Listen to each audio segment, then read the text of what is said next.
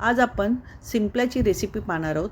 शिंपल्या म्हणजेच हॉटेलमध्ये मिळणारी ही महागातली रेसिपी, म्हणजेच तिसऱ्याची प्लेट म्हणून ओळखली जाणारी ही शिंपल्याची रेसिपी मी आज तुम्हाला दाखवणार आहे. ही तिसऱ्याची ग्रेव्ही, मसाला ग्रेव्ही कशी बनवायची ते पाहूया. तर शिंपल्या घेऊन आली आहे मी.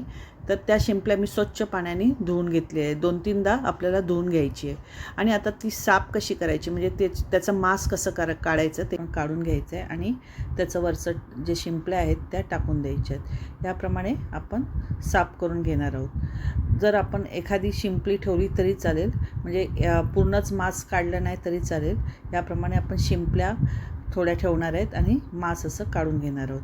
बघा, याप्रमाणे आपण सर्व शिंपल्या साफ करून घेणार आहोत. आणि जर घट्ट असं मिटलेल्या शिंपल्या असतील तर चाकूच्या किंवा विळीच्या साहाय्याने तुम्ही असं मधून ओपन करू शकता. आणि याप्रमाणे आपण सर्व शिंपल्या साफ करून घेतलेल्या आहेत. त्याच्यामध्ये जर आपल्याला खराब अशा शिंपल्या भेटतील तर त्या टाकून द्यायच्या आहेत, कारण त्याच्यामध्ये समुद्राची वाळू किंवा माती त्यामध्ये असते. तर त्या शिंपल्या आपण घ्यायच्या नाही आहेत, ते फेकून द्यायच्या आहेत. ह्या मी स्वच्छ करून साफ करून घेतलं आहे. आणि त्याच्यातलं जे पाणी आहे त्यामध्ये माती किंवा कण शिंपल्याचे असू शकतात, म्हणून मी गाळून घेत आहे.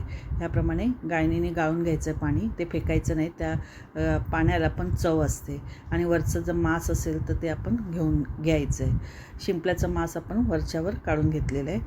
आता शिंपल्या तर साफ करून झाल्या आहेत. तर आपण आता त्याच्यामध्ये कांदा आणि टॅमॅटो बारीक चिरून घेणार आहोत फोडणीसाठी. आणि 2 बटाटे आणि 5-6 शेंगा मी त्याच्यामध्ये टाकणार आहे, कारण शिंपल्याचं मांस हे कमी प्रमाणात असतं. तर आपल्याला त्याच्यात भाजी वाढवण्यासाठी आपल्याला शेंगा आणि बटाटा घालून घ्यायचं आहे. तर मालवणी वाटण तयार करते मी. तर 2 मोठे कांदे आणि ओलं किंवा सुकं खोबऱ्याचे काप मी घेतलेले आहेत. तुम्ही किसणीने किसून घेऊ शकता किंवा विळीने ओलं खोबरं किसू शकता. याप्रमाणे आपण असं लालसर रंगावरती हे वाटण वाटून घ्यायचं आहे. आलं लसूण आपण ह्या वाटणामध्ये टाकू शकता, पण माझ्याकडे पेस्ट होती म्हणून मी आलं लसूणची पेस्ट टाकणार आहे. जर तुमच्याकडे आलं लसणाची पेस्ट नसेल तर यामध्ये भाजून घेऊ शकता तुम्ही. 7-8 लसणाच्या पाकळ्या आणि 1-2 इंच आलं आणि कोथिंबीर, एखादी मिरची आपण वाटून घेणार आहोत. तर आता ही थंड झाल्यावर वाटून घेणार आहोत. आता फोडणी घालून घेऊया. मी मातीच्या भांड्यामध्येच तुम्हाला फोडणी दाखवते करून. बघा, हे मातीचं भांडं तुम्ही सहजपणे वापरू शकता. असं भाजी करण्यासाठी, रस्सेदार भाजी करण्यासाठी आपण सहज हे मातीचं भांडं वापरू शकता. त्याच्यामध्ये आता मी फोडणी घालून घेतले. तर एक बारीक चिरलेला 2 मोठे बारीक चिरलेले कांदा मी त्याच्यामध्ये टाकून घेतलेला आहे. कढीपत्ता टाकला आहे आणि आलं लसूणची पेस्ट मी 1.5 चमचा टाकला आहे. आणि त्यामध्येच बारीक चिरलेला टॅमॅटो टाकून घेतला आहे. कांदा टॅमॅटो मऊसर होईपर्यंत आपल्याला परतून घ्यायचं आहे. बघा, ह्याप्रमाणे व्यवस्थित परतून घ्यायचं आहे. मऊसर होईपर्यंत परतून घ्या. 1-2 मिनटातच आपला कांदा टॅमॅटो मऊसर झालेला आहे. आता त्यामध्ये मसाले घालून घेऊया.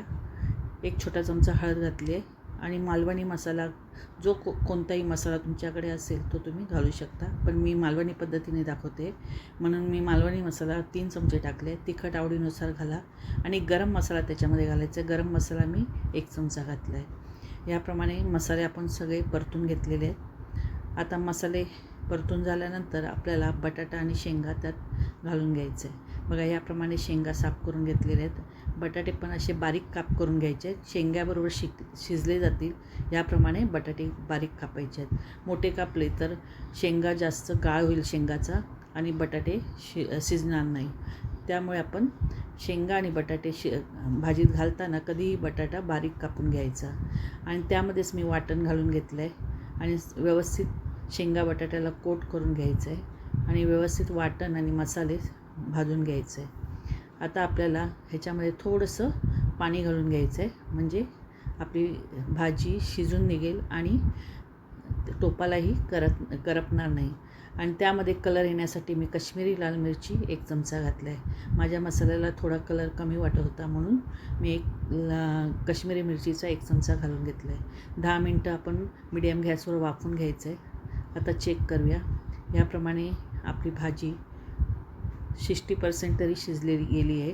बघा, याप्रमाणे आपण शिजून घ्यायची आहे. आणि नंतर शिंपल्या टाकूनही आपल्याला शिजवायची आहे, म्हणून मी 10 मिनटं आधी वाफवून घेतलेले आहेत. आता मी शिंपल्या टाकून घेतलेल्या आहेत. याप्रमाणे शिंपल्या टाकून आपण व्यवस्थित मिक्स करून त्याला परत आपण 10 मिनटं शिजवणार आहोत. तर गॅसची फ्लेम मी मीडियमच ठेवली आहे. याप्रमाणे तुम्हाला जेवढी ग्रेव्ही पाहिजे किंवा जेवढा रस्सा पाहिजे तेवढा तुम्ही पाणी घालून तुम्ही वाढवू शकता. मी मीठ थोडं बेतानेच घातलं आहे, कारण शिंपल्या ह्या समुद्री असल्याकारणाने थोडे खारटच असतात. तर ह्यामध्ये मी थोडंसं मीठ घालून घेतलेलं आहे. मीठ बेतानेच घाला. आणि शिंपल्या थोड्या तुरट असल्यामुळे आपण त्यामध्ये कोकम घालत आहोत. याप्रमाणे कोकम घालायचं आहे आणि व्यवस्थित मिक्स करून आपण याला शिजून घ्यायचं आहे. परत 10 मिनटं मी शिजून घेतलं आहे. त्याच्यावर कोथिंबीर टाकून घेतली. आपल्या शिंपल्या तयार झालेल्या आहेत. या तिसऱ्याची मसाला डिश तुम्हाला कशी वाटली नक्की मला कमेंट करून सांगा. जर ही मालवणी पद्धतीने बनवलेली शिंपल्याची रेसिपी तुम्हाला आवडली असेल तर प्लीज मला लाईक, शेअर, सबस्क्राईब करायला विसरू नका. नमस्कार.